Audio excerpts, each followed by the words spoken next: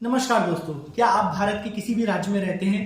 क्या आपके डॉक्यूमेंट्स में आपका नाम गलत लिखा है? क्या आप अपना नाम अपने आधार कार्ड में, अपने पैन कार्ड में और अपने वोटर कार्ड में बदलना चाहते हैं? फ्रेंड्स, क्या आप अपने एजुकेशन डॉक्यूमेंट में अपने नाम को करेक्ट करना चाहते हैं? तो फ्रेंड्स, आज का वीडियो मैं भारत के सभी लोगों के लिए लेके आया हूं, जिसमें मैं आपको बताऊंगा कैसे आप अपने नाम को बदल सकते हैं, पूरे नाम को बदल सकते हैं, लास्ट नेम को बदल सकते हैं, मिडिल नेम को बदल सकते हैं। ठीक है, किस तरह से ये किया जाता है मैं स्टेप बाय स्टेप आपको बताऊंगा कि कैसे आप अपने पूरे नाम को बदलें या अपने एजुकेशन डॉक्यूमेंट्स में अपने नाम को ठीक करें। तो फ्रेंड्स, वीडियो को स्टार्ट करने से पहले मैं आपको बताना चाहूंगा कि ये कैसे होगा। इस प्रोसेस को स्टेप बाय स्टेप तो वीडियो स्टार्ट करते हैं। फ्रेंड्स, अगर आप भारत में रहते हैं और आप अपना नाम बदलना चाहते हैं तो आपको 3 स्टेप फॉलो करने पड़ेंगे और इन 3 स्टेप फॉलो करने के बाद आपको मिलेगा सेंट्रल गजट, भारत का राजपत्र।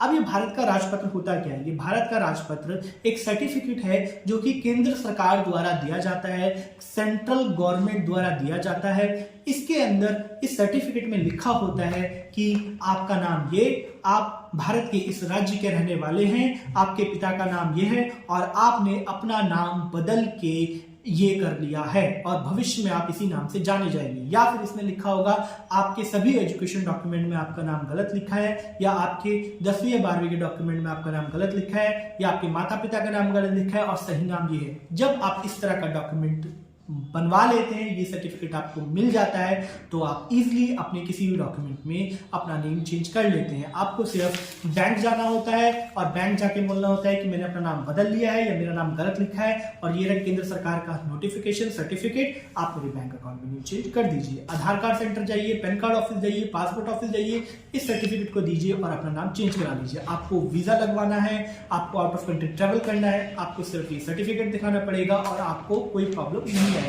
तो फ्रेंड्स, इस सर्टिफिकेट को कैसे बनवाया जा सकता है? इस सर्टिफिकेट को बनवाने की 3 स्टेप हैं।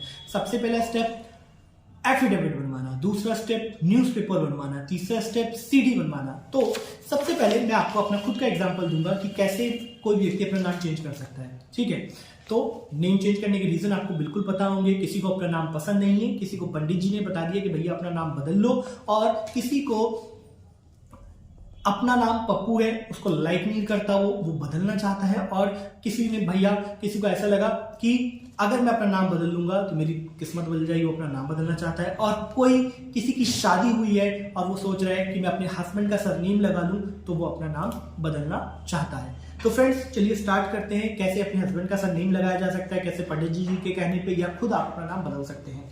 तो एग्जाम्पल मैं देता हूं इस फाइल से, जो फाइल मैंने अपनी क्लाइंट की बनाई हुई है, तो मैं आपको एग्जांपल देता हूँ। तो सबसे पहले हम एफिडेविट बनाएंगे। जो एफिडेविट होता है कम से कम 10 रुपए के नोटरी पेपर में बनता है। 10 से 100 जितने का नोटरी पेपर आपके यहाँ अवेलेबल है, जिस भी भारत के आप राज्य में रहते हैं वहां से आप उतने का ये एफिडेविट नोटरी का पेपर पे इस फॉर्मेट को बनवाएंगे। तो फॉर्मेट क्या होगा मैं आपको बताता हूँ।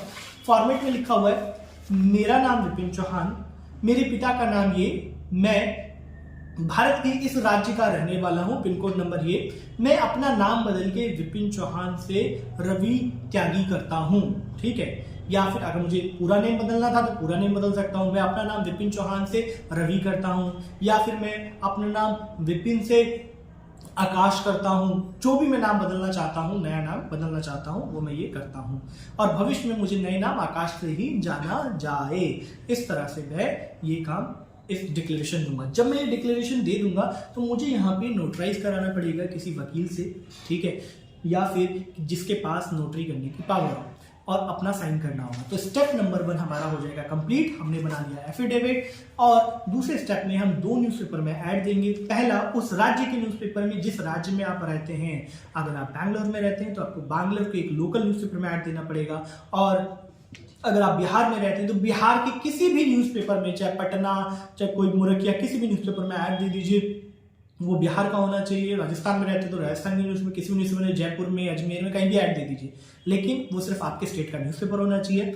नंबर 2, वो एक नेशनल न्यूज़पेपर में ऐड देना है जो कि इंडिया लेवल पे आता हो। जब आप ये 2 काम कर लेते हैं तो आपके पास इस तरह का न्यूज़पेपर आ जाता है। फ्रेंड्स, उसको भी आप फाइल में लगा लेते हैं। ये न्यूज़पेपर आप देख रहे हैं, ठीक है। आपने न्यूज़ फाइल में 2 चीज आ चुकी हैं। सबसे पहले एक एफिडेविट आ चुका है, दूसरा न्यूज़पेपर आ चुका है। तीसरा आपको बनाना होता है इसके अंदर सीडी। अब ये सीडी क्या होती है? मैं अपनी दूसरी क्लाइंट की फाइल निकालता हूं जो हम बना रहे हैं।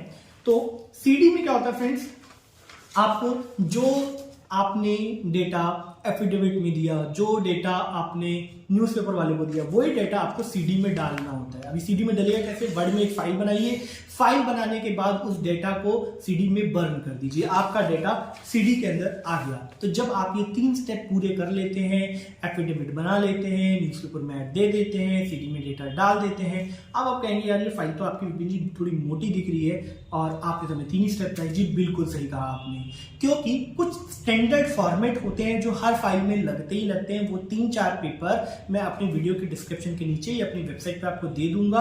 आप मुझे कॉल करके, व्हाट्सएप करके, हमारे ऑफिस में कॉल करके वो फॉर्मेट्स ले सकते हैं और वो भी इस फाइल के अंदर लगा लीजिएगा। जब आप ऐसा कर लेते हैं, आपकी फाइल पूरी रेडी हो जाती है, तो आपको गवर्नमेंट की वेबसाइट भारत पे जाके अपनी फीस जमा कर देनी होती है।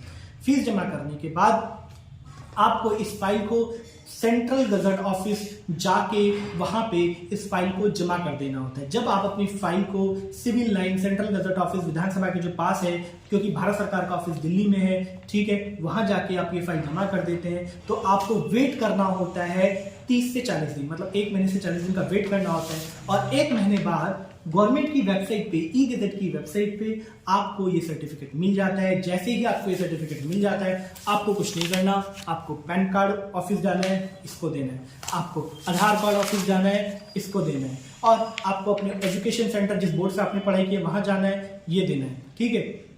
तो इस तरह से आपके सभी डॉक्यूमेंट्स के ऊपर आपका नेम चेंज हो जाएगा। अगर किसी व्यक्ति का एजुकेशन डॉक्यूमेंट जो है वो पुराने डॉक्यूमेंट, मतलब उसका 20 साल 30 साल पहले उसने 10वीं 12वीं करी थी, और वो अपने डॉक्यूमेंट पे वो कहेगा कि भैया मेरे डॉक्यूमेंट पे मेरा एजुकेशन डॉक्यूमेंट नेम कैसे चेंज होगा।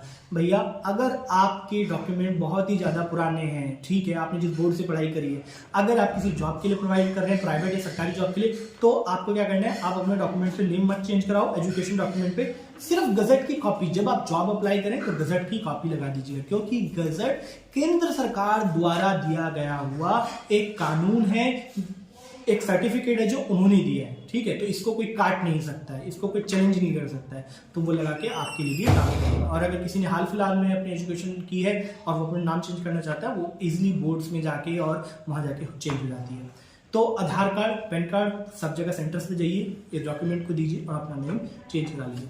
फ्रेंड्स, अगर आपका कोई भी क्वेश्चन है, इस वीडियो को बनाने में बहुत मेहनत लगी, सबसे पहले आपसे रिक्वेस्ट करूंगा आप इसे लाइक करें और सब्सक्राइब करें। दूसरा, वीडियो को बनाने में बहुत मेहनत लगती है, तो जो मैंने बोला लाइक सब्सक्राइब तो आपको करना ही है। अगर आपके कोई क्वेश्चन है और मैं आपके डाउट्स को क्लियर नहीं कर पाया हूं, तो आपको मुझे क्या करना है, कॉल करना है, व्हाट्सएप करना है, या मेरी वेबसाइट पे जाके फॉर्म भर देना है, ताकि मैं या हमारी तरफ से कोई आपको कॉल करके आपको असिस्ट कर सके। तो फ्रेंड्स, आज के लिए इतना ही, धन्यवाद। मैं आशा करता हूँ आपको समझ आया होगा, और नहीं समझ आया होगा तो बिल्कुल आप मुझे कॉल करके या मेरे वीडियो के नीचे कमेंट करके आप मुझसे क्वेश्चन पूछ सकते हैं। Take care, bye bye.